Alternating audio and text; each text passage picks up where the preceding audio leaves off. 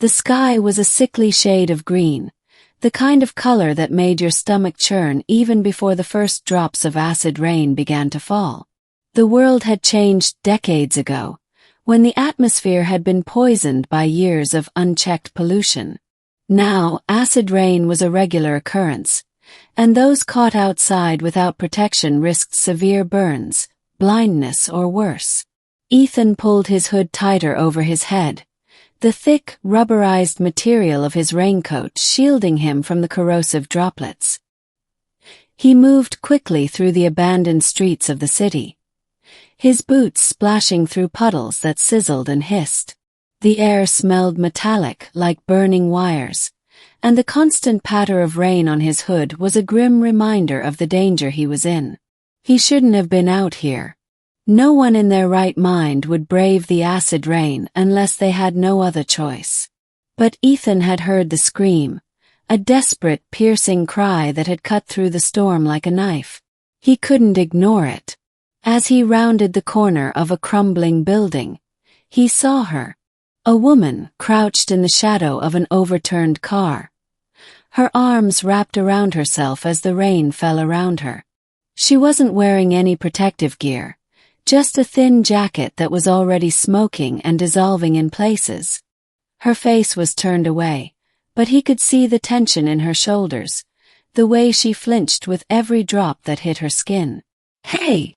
Ethan shouted, his voice barely audible over the rain. "You're going to get yourself killed out here." She turned to look at him, and for a moment time seemed to stop. Her eyes were a startling shade of violet, unlike anything he'd ever seen. Her face was pale, almost luminous, with high cheekbones and full lips that were pressed into a thin line. She was beautiful, but there was something else about her, something otherworldly. "I'm fine," she said, her voice low and steady, despite the pain she must have been in. "You should go." Ethan hesitated. He didn't know this woman, didn't owe her anything.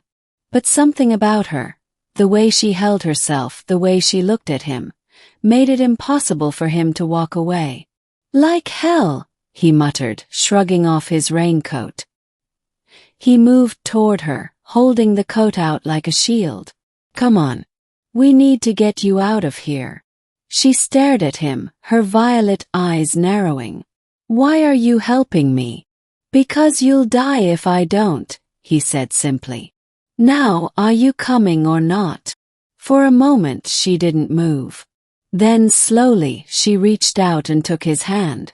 Her skin was warm, almost feverishly so, and when their fingers touched, a strange sensation shot through him, a tingling electric feeling that made the hairs on the back of his neck stand on end. Ethan didn't have time to dwell on it. He draped the raincoat over her shoulders and pulled her to her feet. "Stay close," he said, leading her back the way he'd come. The journey back to his shelter was a blur. The rain fell harder, the acid eating away at the edges of his hood and sleeves. He could feel the burn on his hands where the droplets had landed, but he didn't stop. He couldn't. Not until they were safe.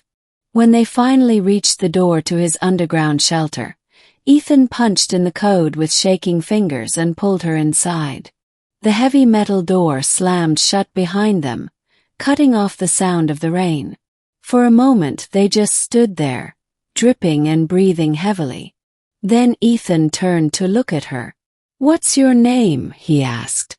She hesitated, her violet eyes scanning his face as if she were trying to decide whether or not to trust him. Finally she said, "Lira." "Lira," he repeated. "I'm Ethan. You're safe now." She nodded, but there was something in her expression, something guarded, almost wary. Ethan couldn't shake the feeling that there was more to her than she was letting on. Over the next few days, Ethan did his best to make Lira feel at home. He gave her fresh clothes, tended to her burns, and shared what little food he had. She was quiet, almost unnervingly so, and she rarely spoke unless he asked her a direct question. But there were moments, fleeting, almost imperceptible, when he caught her watching him with an intensity that made his heart race. One night, as they sat together in the dim light of the shelter, Ethan finally worked up the courage to ask her the question that had been nagging at him. "Lira," he began, "how did you end up out there? In the rain, I mean. You didn't have any protection. No one's that reckless." She looked at him, her violet eyes glowing faintly in the darkness. "I wasn't reckless," she said softly. "I was looking for something." "What?"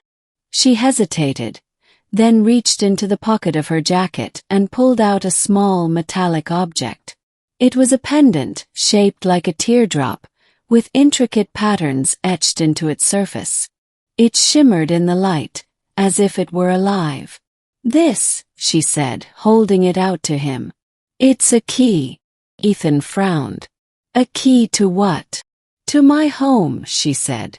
"I'm not from here, Ethan. I'm not even from this world." He stared at her, his mind racing. "What are you talking about?" Lira took a deep breath, as if steeling herself for what she was about to say. "I'm from another dimension. A parallel universe. My people have been watching your world for centuries, studying it. But something went wrong. The portal between our worlds was damaged, and I was trapped here. This pendant is the only way to reopen it." Ethan blinked, trying to process what she was saying. Sounded impossible, insane even. But then he thought about the way she'd looked at him, the way her skin had felt when they'd touched. There was something about her, something that defied explanation. "Why didn't you tell me before?" he asked. "Because I didn't know if I could trust you," she admitted. "But you risked your life to save me. That means something." Ethan nodded slowly. "So what happens now?" "Now," she said, "I need your help. The pendant is damaged. It needs to be charged with a massive amount of energy. More than I can generate on my own. But together we might be able to do it." "How?" "There's a place," she said. "A facility on the edge of the city. It was built to harness energy from the storms. If we can get there, I can use the pendant to absorb the energy and reopen the portal." Ethan hesitated. The facility she was talking about was dangerous. A crumbling relic of the old world, filled with unstable machinery and guarded by scavengers.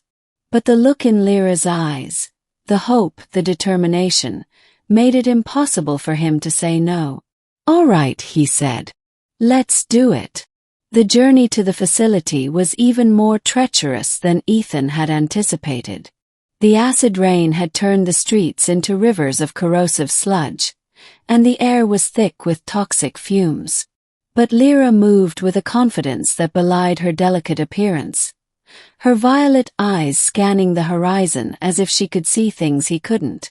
When they finally reached the facility, they were met with resistance. A group of scavengers had taken up residence in the ruins, and they weren't about to let anyone take what they considered theirs. Ethan and Lira fought their way through, using a combination of Ethan's resourcefulness and Lira's strange, otherworldly abilities. She moved like a shadow, her body seeming to blur and shift as she dodged attacks and disarmed their enemies. Ethan couldn't help but marvel at her. She was unlike anyone he'd ever met. When they finally reached the heart of the facility, Lira wasted no time. She placed the pendant in the center of